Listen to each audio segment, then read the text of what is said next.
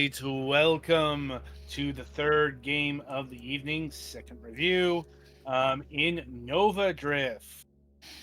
Um, right, so Nova Drift is a title we actually have some history with. Um, like, as we've actually taken look at this title twice in early access. Like, the first time was 6 years ago, according to YouTube. And Twilight Winter handled that. So, and I took a look at it just last year. But the game is now out in 1.0, to the point where they sent me a new key code. So didn't have room to do it this week, so it was given to the Golics for proper review. So over to him for the detail. All right. So, I trust you are familiar with the game Asteroids. I am. This game is basically Asteroids, only with a lot of other stuff going on. You are flying around in space. You have thrust and turn as your two main things, and then shoot, and there are enemies to shoot, and they shoot back at you. When original Asteroids was pretty much about the asteroids, but yes, when you shoot enemies, you gain experience orbs, or at least you can then go pick up the experience orbs, and then the experience orbs. Oh, and it is, in spite of the way that the friggin'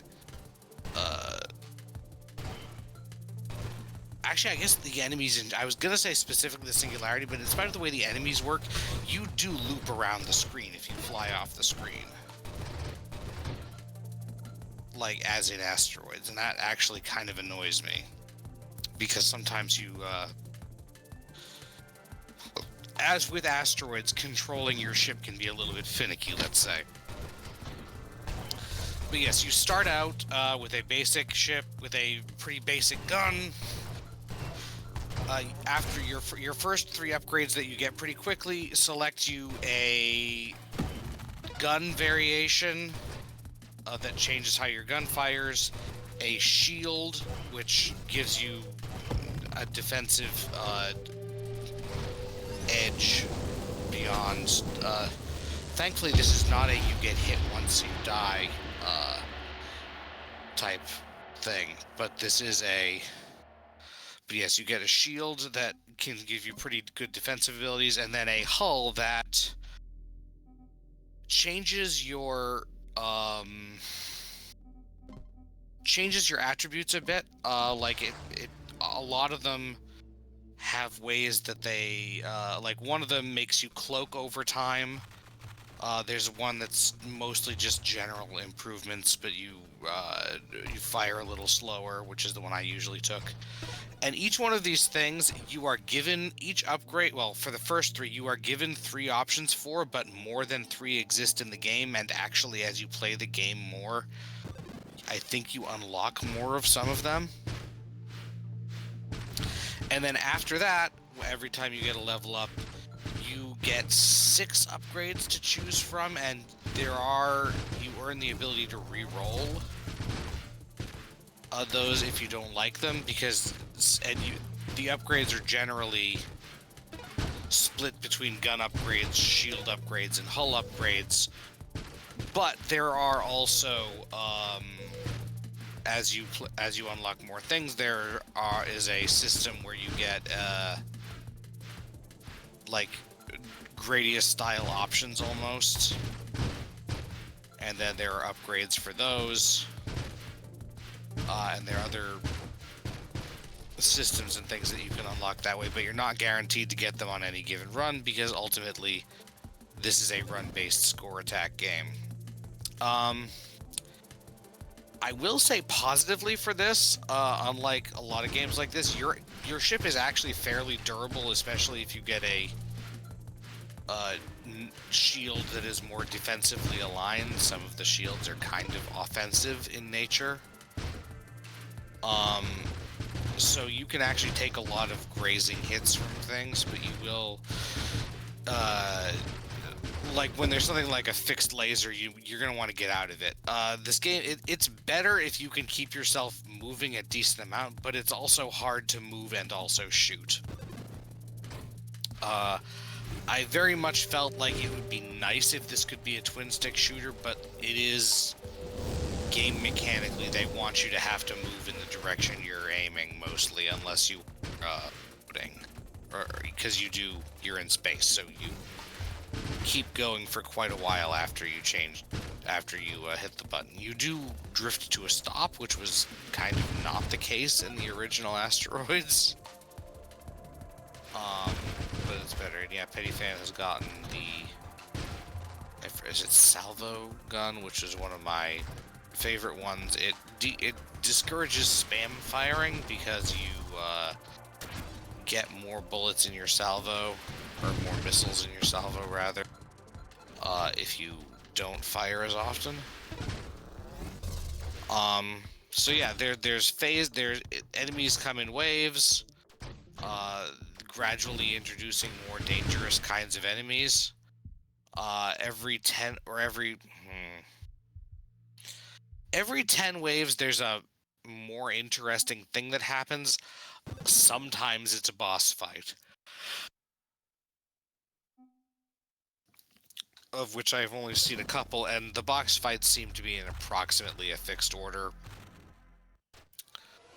And yeah, Speaking of boss fight, yeah,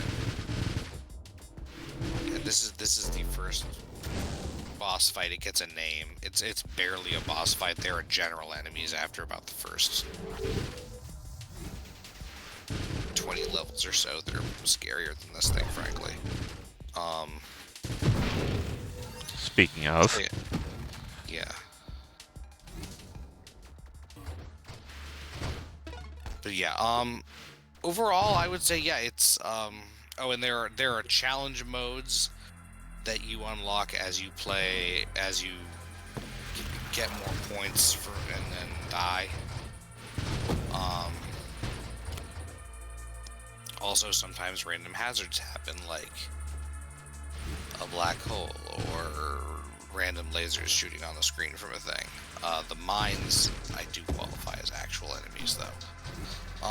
So yeah, you have a lot of customization input into your thing, but you don't get to choose freely from all of the customization things available, probably to keep it going, keep it more interesting as a run-based game. And I feel like I would enjoy it more if the control was a little bit more precise, but that is also true. honestly, yeah, I'm kind of the original finding that it Asteroids. tying to your mouse cursor makes this very, very hard. I tried using the mouse, and I tried using the keyboard, or I tried using the controller and I tried using the keyboard, and the mouse is still the most intuitive because you can do most of the stuff by just click and you fly towards it, right click and you shoot thing, and then most other effects are passive. Apparently there are buttons you can sometimes press to activate some of them, but I don't remember what all of them are. And the reprogramming the controls thing requires jumping between a few different tabs in the menu, which I found a little bit frustrating. Because there's also a keyboard button where, like, WASD and some of those buttons are your actions, and your navigation is left and right with the left and right arrow, and I think thrust with the up arrow and brake with the down arrow. The main thing about mouse is it does let you precisely aim your cursor at a thing, regardless of your...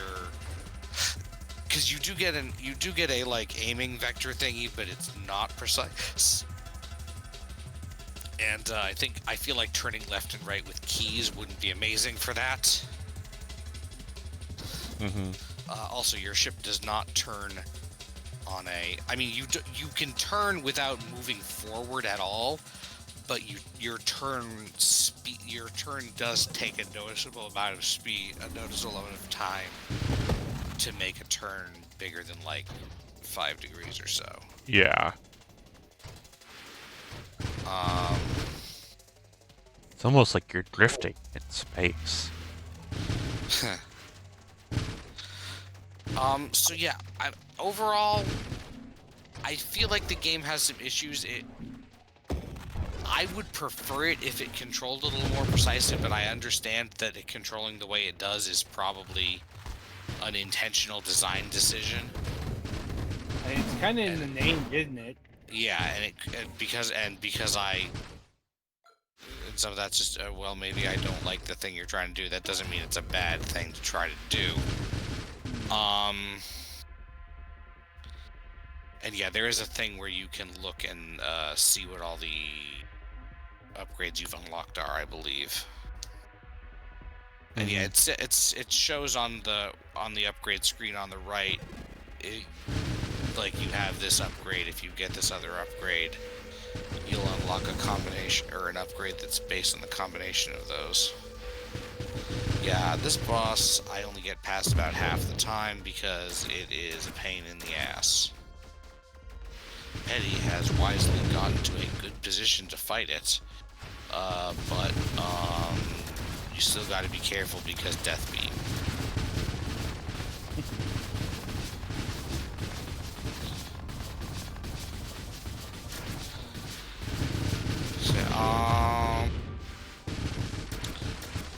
I honestly don't remember that much about the music. It's spacey, but nothing stand out.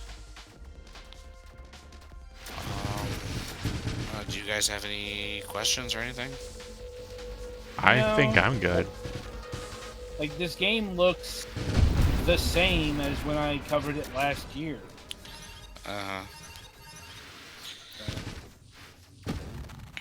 Yeah, I don't know how much it would have changed. And yeah, for those who aren't looking, this has a very...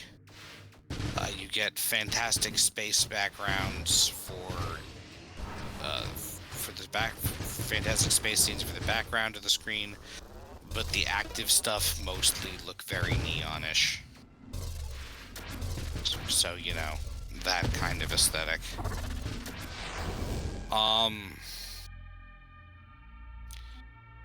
So yeah, this is a game that if you play it a lot, if you were into playing this kind of game a lot, you might enjoy unlocking things and trying to get good runs and stuff. Personally, I found the controls a little bit clunky. So, Adam, what are we looking at price-wise?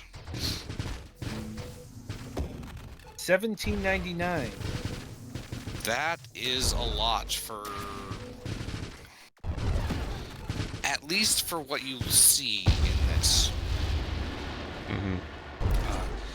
I guess it might be reasonable if you're really interested in going into all the challenge modes and stuff. But that does seem a little high.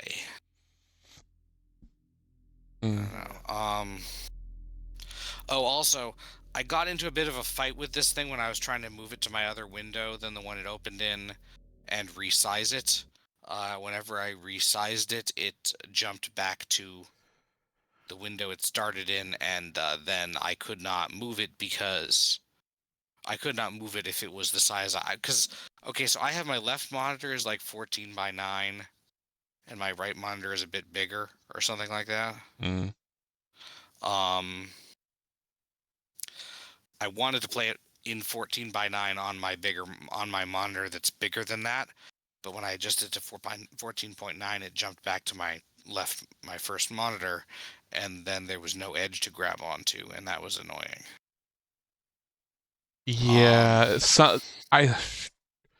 sometimes this stuff is weird. Welcome to the hell that is multi-monitor.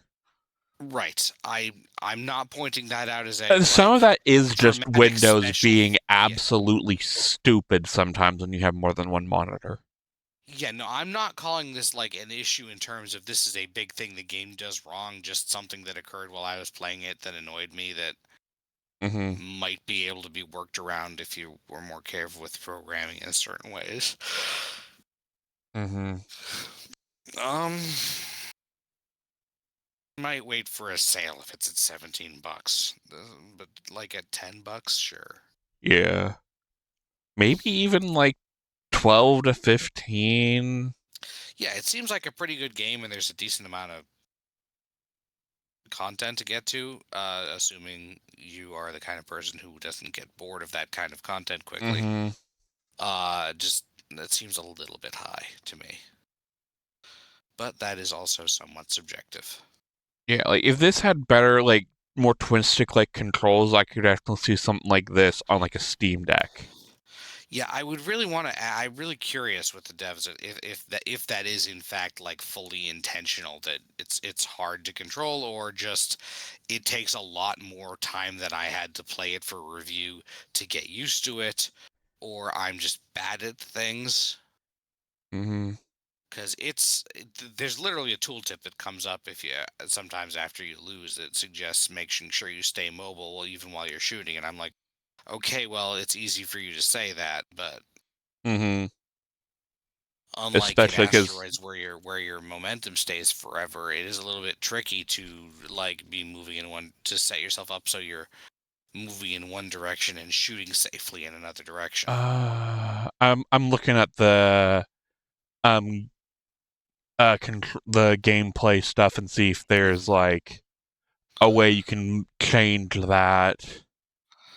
I didn't see a lot. And okay, so go over to the controls tab and you'll see that there are Yeah, like like several oh sub tabs under oh. there. And I don't know if those all needed to be separate tabs in the defining controls. Also, again, a lot of those functions are less necessary. Like, I think there's a mine laying button that I never bought the upgrade for or something, but Yeah. things like getting the option turrets is pretty much automatic, I think, if you're playing with just the mouse. Yeah. You probably have a little bit more granular control if you're playing with the keyboard or controller, but I'm not sure if being even less uh, precise with your shooting and stuff is worth the trade-off. So that is as an exercise to the viewer. So you think the demo that you were playing the demo, right? No, I have the game. Oh, you do? Okay. Well, there is currently a demo on Steam, so if you want to try it out, you can try that first and see how you feel about the controls. Yeah, definitely one of those try the demo first type games. Overall, I think it looks pretty good. It has some cool ideas. It's just a little bit imprecise for my particular taste, and I think $17 might be a little high, but that's me. I think that's about all I have to say. All right then. So yeah, that'll do it for Nova Drift here. Be sure to tune in after the break as we review Great God Grows.